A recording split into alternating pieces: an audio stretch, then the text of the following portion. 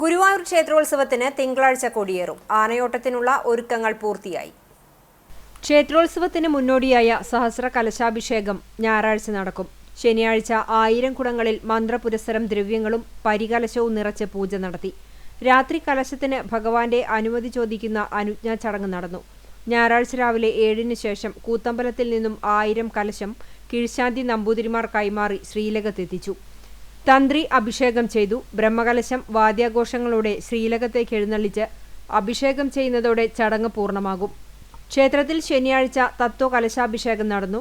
തിങ്കളാഴ്ച രാവിലെ ആനയില്ല ശിവേലി, ഉച്ചകഴിഞ്ഞ് 3-ന് ആനയോട്ടം എന്നിവ നടക്കും. ആനയോട്ടത്തിൽ 3 ആനകളാണ് പങ്കെടുക്കുക. തിങ്കളാഴ്ച രാത്രി കൊടിയേറ്റത്തോടെ 10 ദിവസത്തെ ഉത്സവത്തിന് തുടക്കമാകും. ഈ വർഷം 4 വേദികളിലായാണ് കലാപരിപാടികൾ നടക്കുക. മേൽപ്പുത്തൂർ ഓഡിറ്റോറിയത്തിന് പുറമെ കിഴക്കേ നടയിൽ വൈഷ്ണവം, രുദ്രതീർത്ഥക്കുളത്തിന് കിഴക്കുഭാഗത്ത് വൃന്ദാവനം, അനുഷ്ഠാന കലകൾക്കായി വൈകുണ്ഠം എന്നീ 3 വേദികൾ കൂടി സജ്ജീകരിക്കും. ഇത്തവണ 1000-ഓളം തിരുവാതിരക്കളി സംഘങ്ങളാണ് പങ്കെടുക്കാൻ അപേക്ഷ നൽകിയിരുന്നത്. ഇതിൽ 476 ടീമുകൾക്ക് അനുമതി നൽകിയിട്ടുണ്ട്. വൃന്ദാവനം വേദിയിലാണ് തിരുവാതിരക്കളികൾ അരങ്ങേറുക.